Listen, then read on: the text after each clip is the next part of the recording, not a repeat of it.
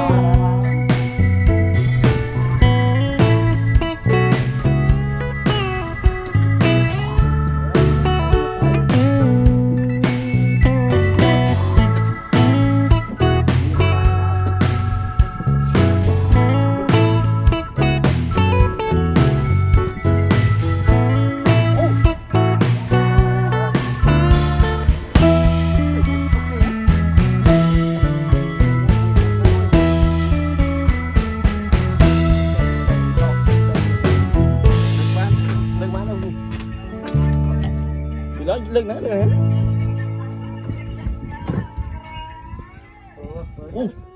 Lặng đây.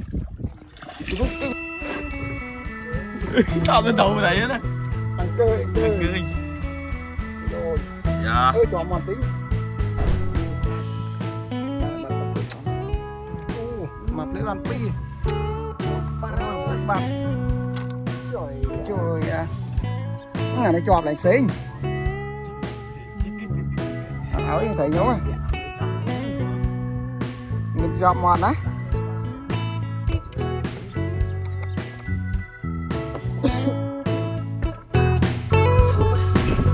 Hộp hài đó. Trời ơi. Hộp bài ơi. Lật lớn không biết à. Tốt thắng. Sợ lại quá. Sợ làm đây.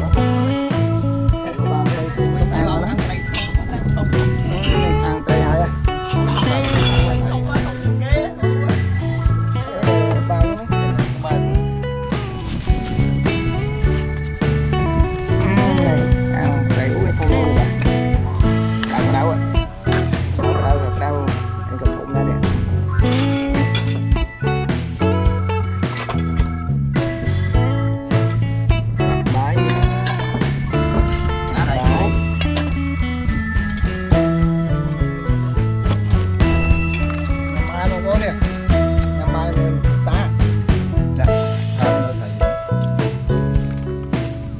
Thọt mới thấy đó, ăn được ban thấy đấy.